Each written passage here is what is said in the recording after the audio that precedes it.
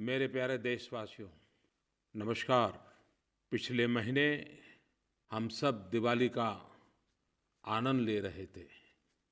हर वर्ष की तरह इस बार दिवाली के मौके पर मैं फिर एक बार जवानों के साथ दिवाली मनाने के लिए चीन की सीमा पर, सरहद पर गया था।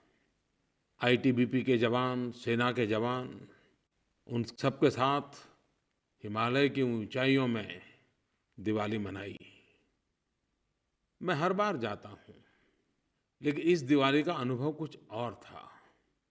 देश के 125 करोड़ देशवासियों ने जिस अनूठे अंदाज में यह दिवाली सेना के जवानों को समर्पित की, सुरक्षा बलों को समर्पित की, इसका असर वहाँ हर जवानों के चेहरे पर अभिव्यक्त होता था। वो भावनाओं से भरे-भरे दिखते थे। और इतना ही नहीं, देशवासियों ने जो शुभकामनाएं, संदेश भेजे, अपनी खुशियों में देश के सुरक्षा बलों को शामिल किया, एक अद्भुत रिस्पांस था। और लोगों ने सिर्फ संदेश भेजे ऐसा नहीं, मन से जुड़ गए थे। किसी ने कविता लिखी, किसी ने चित्र बनाए, किसी ने कार्टून बनाए, किसी ने वीडियो बनाए। यानी न जाने हर घर सेनानियों की जैसे चौकी बन गया था। और जब ये चिट्ठियाँ मैं देखता था तो मुझे भी बड़ा आश्चर्य हो रहा था कि कितनी कल्पकता है, कितनी भावनाएं भरी हैं। और उसी में से माय गॉव को विचार आया कि कुछ चुनिंदा चीज़ें निकाल करके उसकी एक कॉफ़ी टेबल बुक बनाई जाए। काम चल रहा है। आप सबके योगदान से देश के सेना के जवानों की भावनाओं को, आप सबकी कल्पकता से देश के सुरक्षा बलों के प्रति आपका जो भाव विश्व है, वह इस ग्रंथ में संकलित होगा।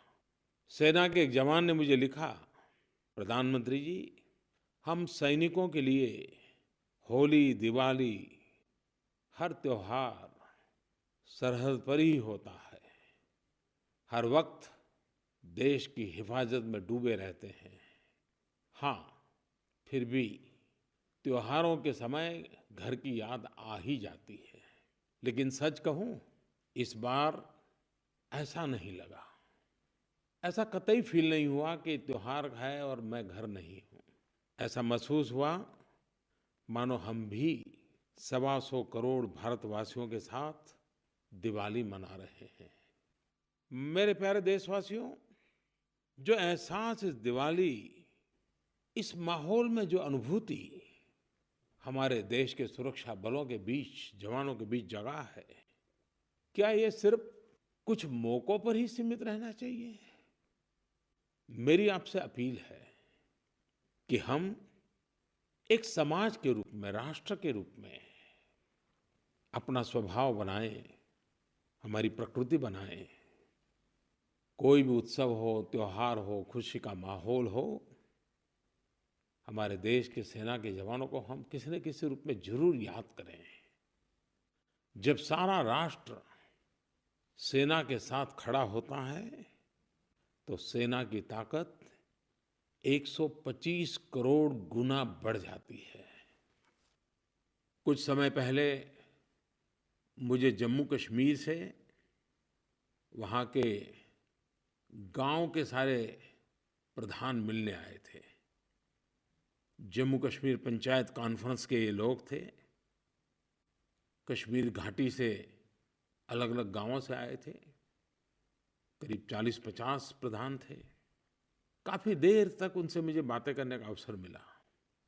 वे अपने गांव के विकास की कुछ बातें लेकर के आए थे, कुछ मांगे लेकर के आए थे। लेकिन जब बात का दौर चल पड़ा तो स्वाभाविक था, घाटी के हालात, कानून व्यवस्था, बच्चों का भविष्य, ये सारी बातें निकलना बड़ा स्वाभाविक था। और इतने प्यार से, इतने खुलेपन से गांव के इन प्रधानों ने बातें की, हर चीज़ मेरे दिल को छूने वाली थी। बातों-बातों में कश्मीर में जो स्कूलें जलाई जाती थी उसकी भी चर्चा हुई। और मैंने देखा कि जितना दुःख हम देशवासियों को होता है, इन प्रधानों को भी इतनी ही पीड़ा थी और वो भी मानते थे कि स्कूल नहीं, बच्चों का भविष्य जलाया गया है। मैंने उनसे आग्रह किया था कि आप जाकर के इन बच्चों के भविष्य पर अपना ध्यान केंद्रित करें। आज मुझे खुशी हो रही है कि कश्मीर घाटी से आए हुए इन सभी प्रधानों ने मुझे जो वचन दिया था उसको भली-भांति निभाया। गाँव में जाकर के सब दूर लोगों को जागरूक किया।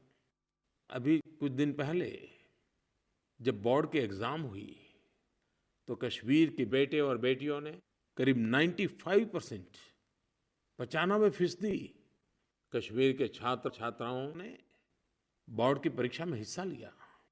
बोर्ड की परीक्षाओं में इतनी बड़ी तादाद में छात्रों का सम्मिलित होना इस बात की ओर इशारा करता है कि जम्मू कश्मीर के हमारे बच्चे उज्ज्वल भविष्य के लिए शिक्षा के माध्यम से विकास की नई ऊंचाइयों को पाने के लिए कृतसंकल्प है।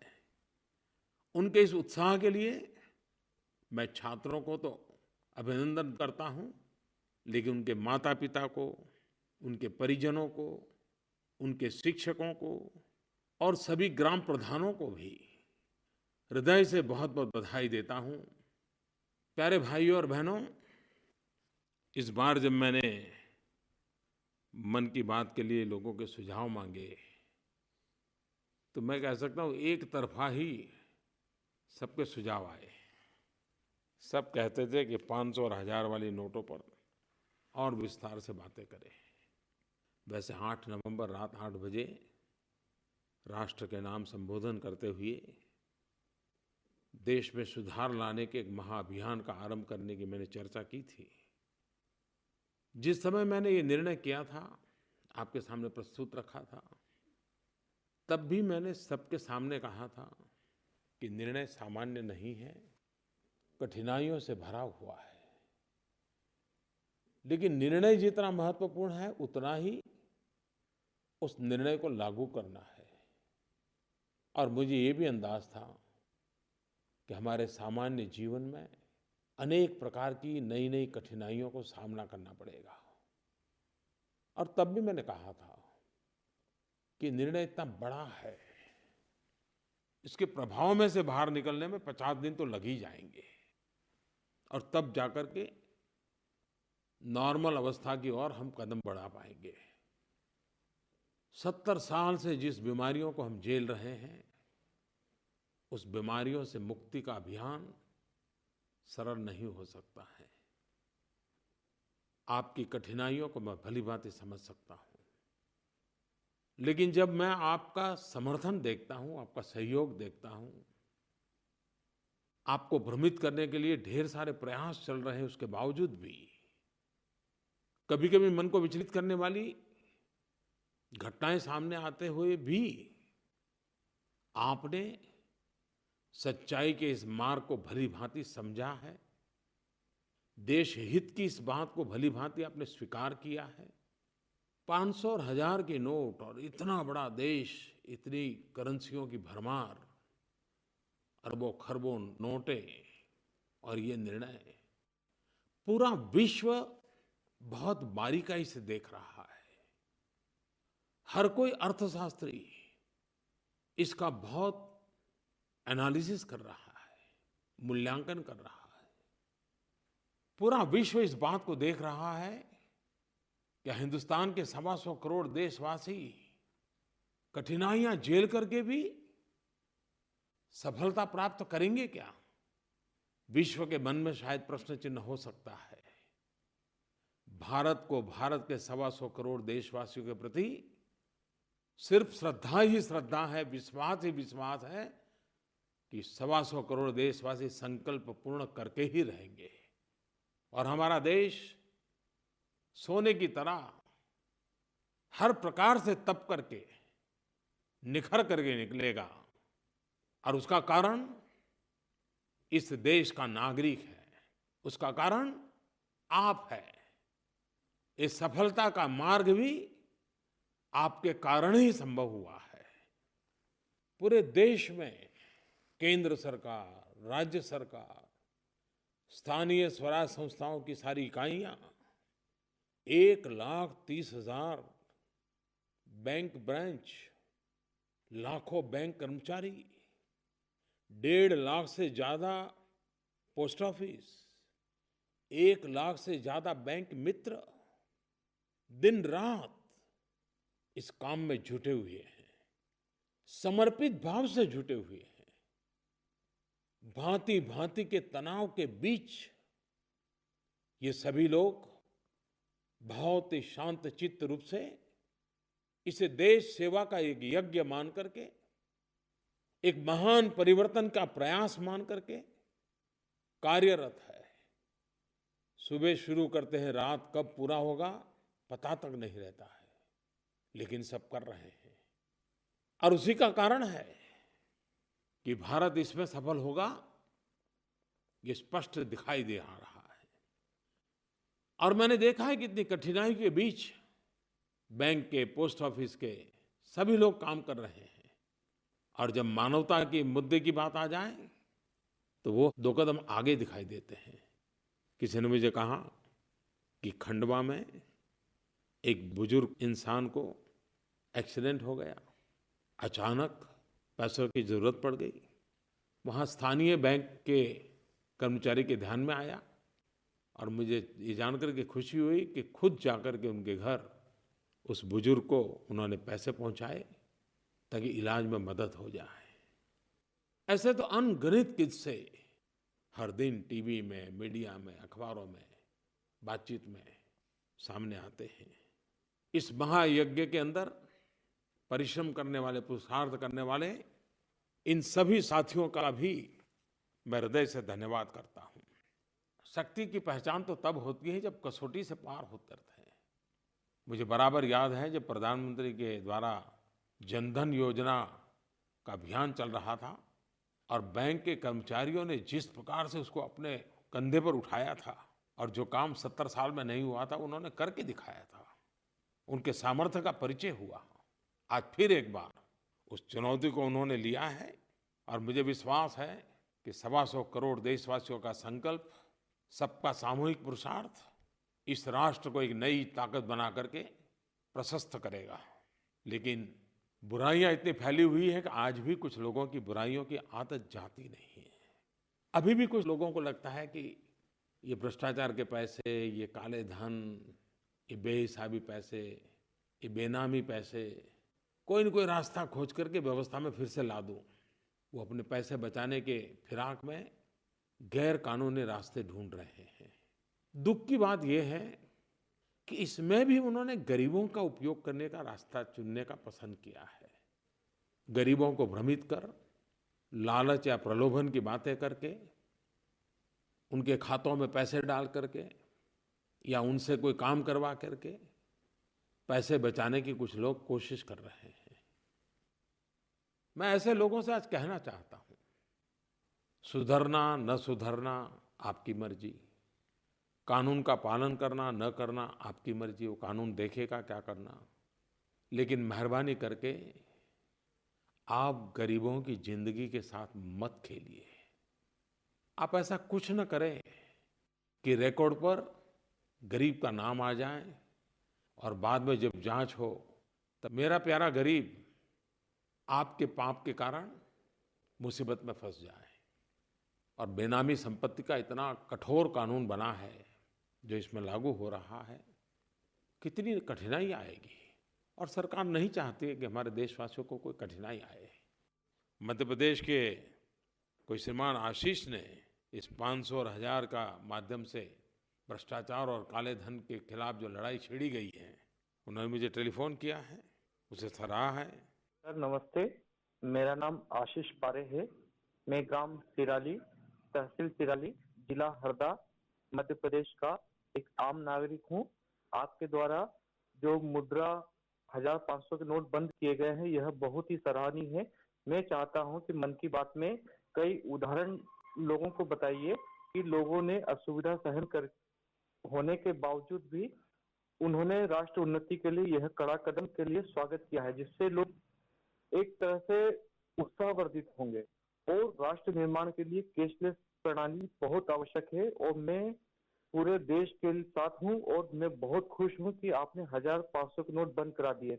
वैसा ही मुझे एक फ़ोन कर्नाटक के श्रीमान येलप्पा वेलांकर जी की तरफ से आया है। मोदी जी नमस्ते।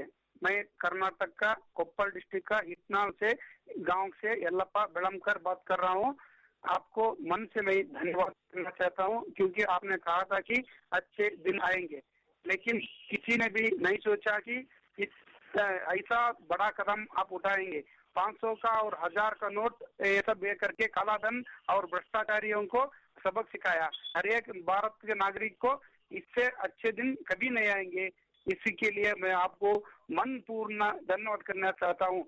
कुछ बातें मीडिया के माध्यम से, लोगों के माध्यम से, सरकारी सूत्रों के माध्यम से जानने को मिलती हैं, तो काम करने का उत्साह भी बहुत बढ़ जाता है। इतना आनंद होता है, इतना गर्व होता है कि मेरे देश में सामान्य मानवी का क्या अद्भुत सामर्थ्य है। महाराष्ट्र के अकोला में नेशनल हाईवे NH6, वहाँ कोई एक रेस्टोरेंट है। उन्होंने एक बहुत बड़ा बोर्ड लगाया है कि अगर आपके जेब में पुरानी नोट है और आप खाना खाएं हैं तो आप पैसों की चिंता न करें, यहाँ से भूखा मत जाइए, खाना खा के जाइए, और फिर कभी इस रास्ते से गुजरने का आ जाए आपको मौका तो ज़रूर पैसे दे करके जाना। और लोग वहाँ जाते हैं, खाना खाते हैं, और 2-4-6 दिन के बाद जब वहाँ से फिर से गुजरते हैं तो फिर से पैसे भी लौटा देते हैं। ये है मेरे देश की ताकत, जिसमें सेवा भाव, त्याग भाव भी है और प्रामाणिकता भी है। मैं चुनाव में चाय पे चर्चा करता था और सारे विश्व में ये बात पहुंच गई थी। दुनिया के कई देश के लोग चाय पे चर्चा शब्द भी बोलना सीख गए थे। लेकिन मुझे पता नहीं कि चाय पे चर्चा में शादी भी होती है। मुझे पता चला कि 17 नवंबर को सूरत में एक ऐसी शादी हुई जो शादी चाय पे चर्चा के साथ हुई।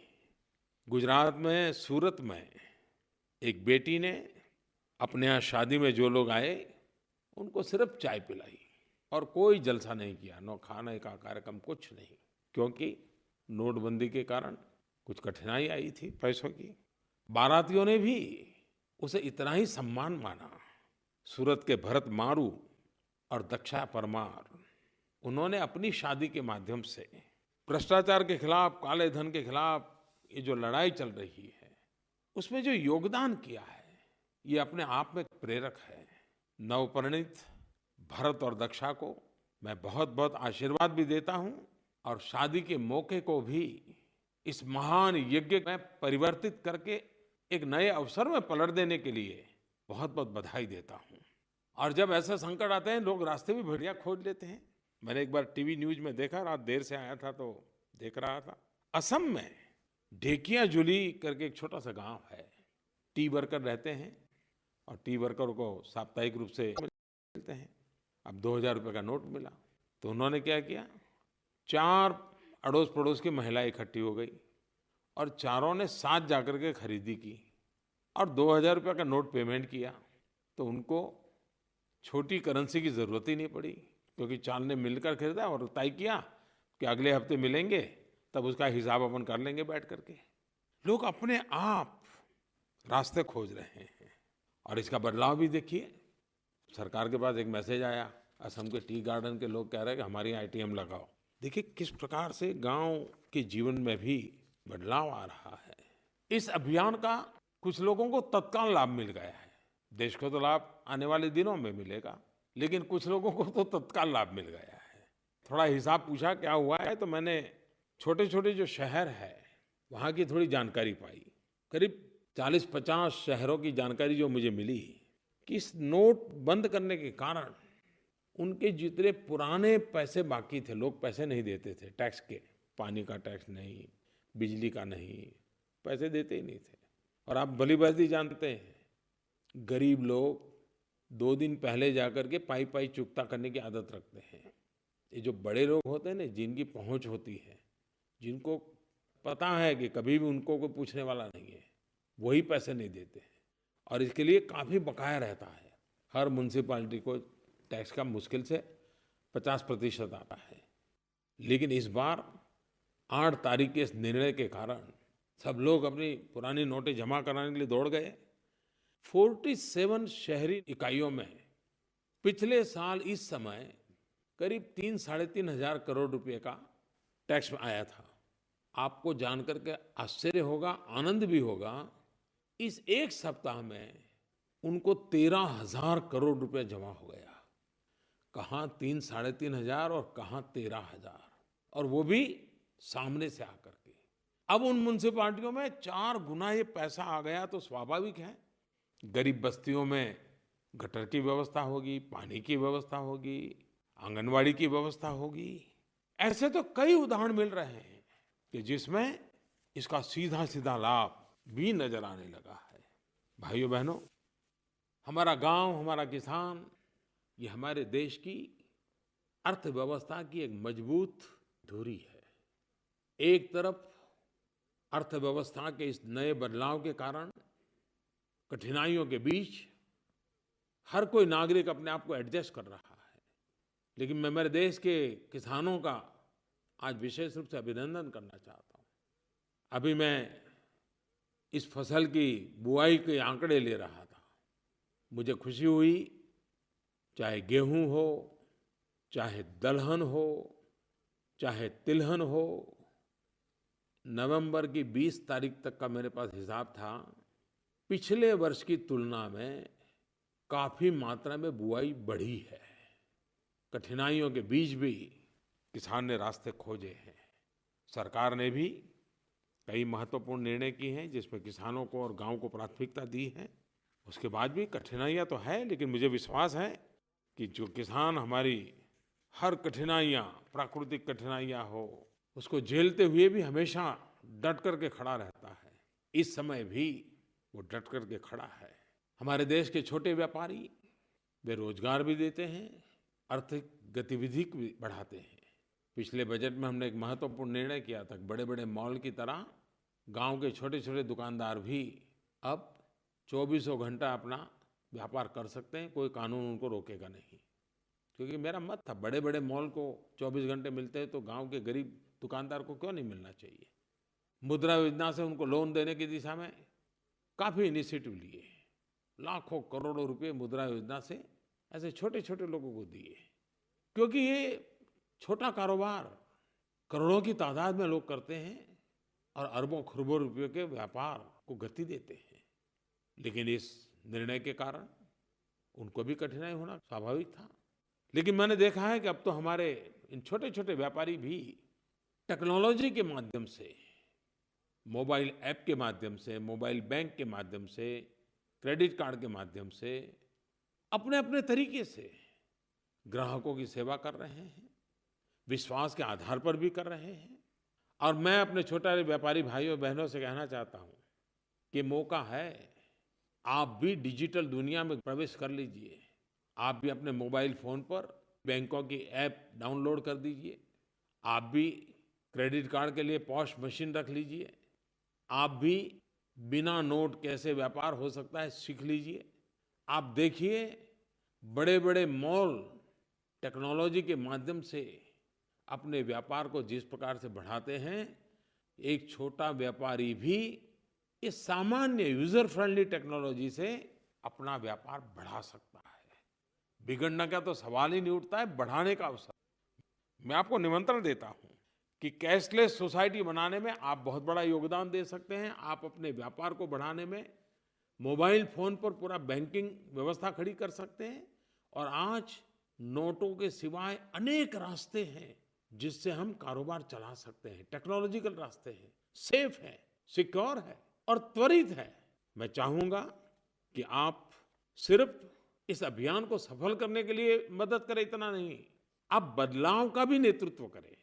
और मुझे विश्वास है आप बदलाव का नेतृत्व कर सकते हैं। आप पूरे गांव के कारोबार में ये टेक्नोलॉजी के आधार पर काम कर सकते हैं, मेरा विश्वास है। मैं मजदूर भाइयों बहनों को भी कहना चाहता हूं, आपका बहुत शोषण हुआ है। कागज पे एक पगार होता है और जब हाथ में दिया जाता है तब दूसरा होता है। कभी पगार पूरा मिलता है तो बाहर कोई खड़ा होता है, उसको कट देना पड़ता है। और मजदूर मजबूरन इस शोषण को जीवन का हिस्सा बना देता है। इस नई व्यवस्था से हम चाहते हैं कि आपका बैंक में खाता हो, आपके पगार के पैसे आपके बैंक में जमा हो, ताकि मिनिमम वेजेज का पालन हो, आपको पूरा पैसा मिले, कोई कट न करे, आपका शोषण न हो। और एक बार आपके बैंक खाते में पैसे आ गए तो आप भी तो छोटे से मोबाइल फ़ोन पर, कोई बड़ा स्मार्टफोन की ज़रूरत नहीं है। आजकल तो आपका मोबाइल फ़ोन भी ई बटुए का काम करता है। आप उसी मोबाइल फ़ोन से अड़ोस पड़ोस की छोटी मोटी दुकान में जो भी खरीदना है खरीद भी सकते हैं, उसी से पैसे भी दे सकते हैं। इसलिए मैं मजदूर भाइयों बहनों को इस योजना में भागीदार बनने के लिए विशेष आग्रह करता हूँ, क्योंकि आखिरकार इतना बड़ा मैंने निर्णय देश के गरीब के लिए, किसान के लिए, मजदूर के लिए, वंचित के लिए, पीड़ित के लिए लिया है। उसका बेनिफिट उसको मिलना चाहिए। आज मैं विशेष रूप से युवक मित्रों से बात करना चाहता हूँ। हम दुनिया में गाजे बाजे के साथ कहते हैं कि भारत ऐसा देश है कि जिसके पास 65% जनसंख्या 35 साल से कम उम्र की है। आप मेरे देश के युवा और युवतियाँ, मैं जानता हूँ मेरा निर्णय तो आपको पसंद आया है। मैं ये भी जानता हूँ कि आप इस निर्णय का समर्थन करते हैं। मैं ये भी जानता हूँ कि आप इस बात को सकारात्मक रूप से आगे बढ़ाने के लिए बहुत योगदान भी करते हैं। लेकिन दोस्तों, आप मेरे सच्चे सिपाही हो, आप मेरे सच्चे साथी हो। माँ भारती की सेवा करने का एक अद्भुत मौका हमारे सामने आया है। देश को आर्थिक ऊंचाइयों पर ले जाने का अवसर आया है। मेरे नौजवानों, आप मेरी मदद कर सकते हो क्या? मुझे साथ दोगे इतने से बात बनने वाली नहीं है। जितना आज की दुनिया का अनुभव आपको है, पुरानी पीढ़ी को नहीं है। हो सकता है आपके परिवार में बड़े भाई साहब को भी मालूम नहीं होगा और माता पिता, चाचा चाची, मामा मामी को भी शायद मालूम नहीं होगा। आप ऐप क्या होती है वो जानते हो, ऑनलाइन बैंकिंग क्या होता है जानते हो, ऑनलाइन टिकट बुकिंग कैसे होता है आप जानते हो। आपके लिए चीज़ें बहुत सामान्य है और आप उपयोग भी करते हो। लेकिन आज देश जिस महान कार्य को करना चाहता है, हमारा सपना है कैशलेस सोसाइटी। ये ठीक है कि 100% कैशलेस सोसाइटी संभव नहीं होती है, लेकिन क्यों न भारत लेस कैश सोसाइटी की तो शुरुआत करें। एक बार अगर आज हम लेस कैश सोसाइटी की शुरुआत करें थे तो कैशलेस सोसाइटी का मंजिल दूर नहीं होगी। और मुझे इसमें आपकी फिजिकल मदद चाहिए, खुद का समय चाहिए, खुद का संकल्प चाहिए। और आप मुझे कभी निराश नहीं, मुझे विश्वास है, क्योंकि हम सब हिंदुस्तान के गरीब की जिंदगी बदलने की इच्छा रखने वाले लोग हैं। आप जानते हैं, कैशलेस सोसाइटी के लिए, डिजिटल बैंकिंग के लिए या मोबाइल बैंकिंग के लिए आज कितने सारे अवसर हैं। हर बैंक ऑनलाइन सुविधा देता है। हिंदुस्तान की हर एक बैंक की अपनी मोबाइल ऐप है। हर बैंक का अपना वॉलेट है। वॉलेट का सीधा सीधा मतलब है ई बटुआ। कई तरह के कार्ड उपलब्ध हैं। जनधन योजना के तहत भारत के करोड़ों करोड़ गरीब परिवारों के पास रुपे कार्ड है। और 8 तारीख के बाद तो जो रुपे कार्ड का बहुत कम उपयोग होता था, गरीबों ने रुपे कार्ड का उपयोग करना शुरू किया और करीब करीब 300% उसमें वृद्धि हुई है। जैसे मोबाइल फोन में प्रीपेड कार्ड आता है, वैसा बैंकों में भी पैसा खर्च करने के लिए प्रीपेड कार्ड मिलता है। एक बढ़िया प्लेटफॉर्म है कारोबार करने के लिए यूपीआई, जिससे आप खरीदी भी कर सकते हैं, पैसे भी भेज सकते हैं, पैसे ले भी सकते हैं। और ये काम इतना सिंपल है जितना कि आप व्हाट्सएप भेजते हैं। कुछ भी न पढ़ा लिखा व्यक्ति होगा, उसको भी आज व्हाट्सएप कैसे भेजना आता है, फॉरवर्ड कैसे करना आता है। इतना ही नहीं, टेक्नोलॉजी इतनी सरल होती जा रही है कि इस काम के लिए कोई बड़े स्मार्टफोन की भी आवश्यकता नहीं है। साधारण जो फीचर फोन होता है उससे भी कैश ट्रांसफर हो सकती है। धोबी हो, सब्जी बेचने वाला हो, दूध बेचने वाला हो, अखबार बेचने वाला हो, चाय बेचने वाला हो, चने बेचने वाला हो, हर कोई इसका आराम से उपयोग कर सकता है। और मैंने भी इस व्यवस्था को और अधिक सरल बनाने के लिए और जोर दिया है। सभी बैंक इस पर लगी हुई है, कर रही हैं। और अब तो हमने ये ऑनलाइन सरचार्ज का भी खर्चा आता था, वो भी कैंसिल कर दिया। और भी इस प्रकार के कार्ड वगैरह का जो खर्चा आता है उसे आपने देखा होगा पिछले 2-4 दिन में अखबारों में। सारे खर्चे खत्म कर दिए ताकि कैशलेस सोसाइटी की मूवमेंट को बल मिले। मेरे नौजवान दोस्तों, ये सब होने के बाद भी एक पूरी पीढ़ी ऐसी है कि जो इससे अपरिचित है। और आप सभी लोग, मैं भली भांति जानता हूं, इस महान कार्य में सक्रिय है। व्हाट्सएप पर जिस प्रकार के क्रिएटिव मैसेज आप देते हैं, स्लोगन, कविताएं, किस्से, कार्टून, नई नई कल्पना, हंसी मजाक, सब कुछ मैं देख रहा हूं। और चुनौतियों के बीच ये हमारी युवा पीढ़ी की जो सर्जन शक्ति है, तो ऐसा लग रहा है जैसे ये भारत भूमि की विशेषता है कि किस जमाना में युद्ध के मैदान में गीता का जन्म हुआ था, वैसे ही आज इतने बड़े बदलाव के काल से हम गुजर रहे हैं, तब आपके अंदर भी मौलिक क्रिएटिविटी प्रकट हो रही है। लेकिन मेरे प्यारे नौजवान मित्रों, मैं फिर एक बार कहता हूं, मुझे इस काम में आपकी मदद चाहिए।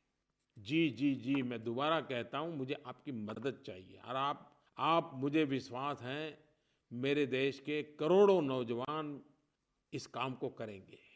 आप एक काम कीजिए, आज से ही संकल्प लीजिए कि आप स्वयं कैशलेस सोसाइटी के लिए खुद एक हिस्सा बनेंगे।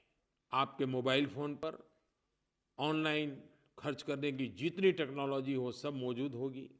इतना ही नहीं, हर दिन आधा घंटा, घंटा, 2 घंटा निकाल करके कम से कम 10 परिवारों को आप ये टेक्नोलॉजी क्या है, टेक्नोलॉजी का कैसे उपयोग करते हैं, कैसे अपनी बैंकों की ऐप डाउनलोड करते हैं, अपने खाते में जो पैसे पड़े हैं वो पैसे कैसे खर्च किए जा सकते हैं, कैसे दुकानदार को दिए जा सकते हैं, दुकानदार को भी सिखाइए कि कैसे व्यापार किया जा सकता है। आप स्वेच्छा से इस कैशलेस सोसाइटी, इन नोटों के चक्कर से बाहर लाने का महाअभियान, देश को भ्रष्टाचार मुक्त करने का अभियान, काला धन से मुक्ति दिलाने का अभियान, लोगों को कठिनाइयों, समस्याओं से मुक्त करने का अभियान, इसका नेतृत्व करना है आपको। एक बार लोगों को रुपये कार्ड का उपयोग कैसे हो, ये आप सिखा देंगे तो गरीब आपको आशीर्वाद देगा। सामान्य नागरिक को ये व्यवस्थाएं सिखा दोगे तो उसको तो शायद सारी चिंताओं से मुक्ति मिल जाएगी। और ये काम अगर हिंदुस्तान के सारे नौजवान लग जाएं, मैं नहीं मानता हूं ज्यादा समय लगेगा। 1 महीने के भीतर भीतर हम विश्व के अंदर एक नए आधुनिक हिंदुस्तान के रूप में खड़े हो सकते हैं। और ये काम आप अपने मोबाइल फोन के जरिए कर सकते हो। रोज 10 घरों में जाकर के कर सकते हो, रोज 10 घरों को इसमें जोड़ करके कर सकते हो। मैं आपको निमंत्रण देता हूं, आइए। सिर्फ समर्थन नहीं, हम इस परिवर्तन के सेनानी बने और परिवर्तन लेके ही रहेंगे।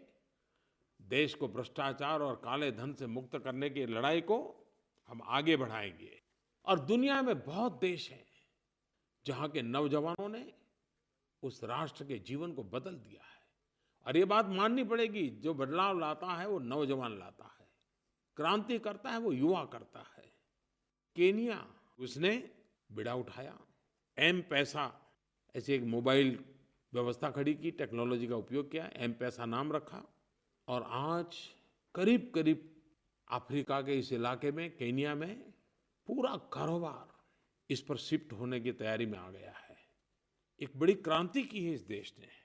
मेरे नौजवानों, मैं फिर एक बार बड़े आग्रह से आपको कहता हूं कि आप इस अभियान को आगे बढ़ाइए। हर school, college, university, NCC, NSS, सामूहिक रूप से, व्यक्तिगत रूप से इस काम को करने के लिए मैं आपको निमंत्रण देता हूं। हम इस बात को आगे बढ़ाएं। देश की उत्तम सेवा करने का हमें अवसर मिला है, मौका गंवाना नहीं है। प्यारे भाइयों बहनों, हमारे देश के एक महान कवि श्रीमान हरिवंश राय बच्चन जी का आज जन्म जयंती का दिन है। और आज हरिवंश राय जी के जन्मदिन पर श्रीमान अमिताभ बच्चन जी ने स्वच्छता अभियान के लिए एक नारा दिया है। आपने देखा होगा, इस सदी के सर्वाधिक लोकप्रिय कलाकार अमिताभ जी स्वच्छता के अभियान को बहुत जी-जान से आगे बढ़ा रहे हैं। जैसे लग रहा है कि स्वच्छता का विषय उनके रग-रग में फैल गया है और तभी तो अपने पिताजी की जन्म जयंती पर भी उनको स्वच्छता का ही काम याद आया। उन्होंने लिखा है कि हरिवंश राय जी की एक कविता है और उसकी एक पंक्ति उन्होंने लिखी है, मिट्टी का तन, मस्ती का मन, क्षण भर जीवन मेरा परिचय। हरिवंश राय जी इसके माध्यम से अपना परिचय दिया करते थे, मिट्टी का तन, मस्ती का मन, क्षण भर जीवन मेरा परिचय। तो उनके सुपुत्र श्रीमान अमिताभ जी ने, जिसकी रगों में स्वच्छता का मिशन दौड़ रहा है, उन्होंने मुझे लिख करके भेजा है, हरिवंश राय जी की कविता का उपयोग करते हुए, स्वच्छ तन, स्वच्छ मन, स्वच्छ भारत मेरा परिचय। मैं हरिवंश राय जी को आदरपूर्वक नमन करता हूँ। श्रीमान अमिताभ जी को भी मन की बात में इस प्रकार से जुड़ने के लिए और स्वच्छता के काम को आगे बढ़ाने के लिए भी धन्यवाद करता हूँ।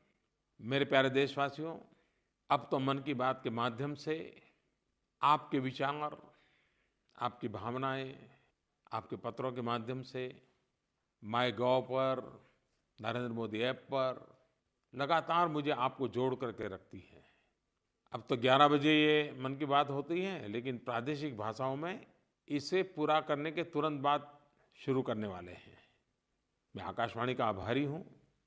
ये नया उन्होंने जो इनिशिएटिव लिया है, ताकि जहाँ पर हिंदी भाषा प्रचलित नहीं है, वहाँ के भी मेरे देशवासियों को जरूर इससे जुड़ने का अवसर मिलेगा। आप सबका बहुत बहुत धन्यवाद।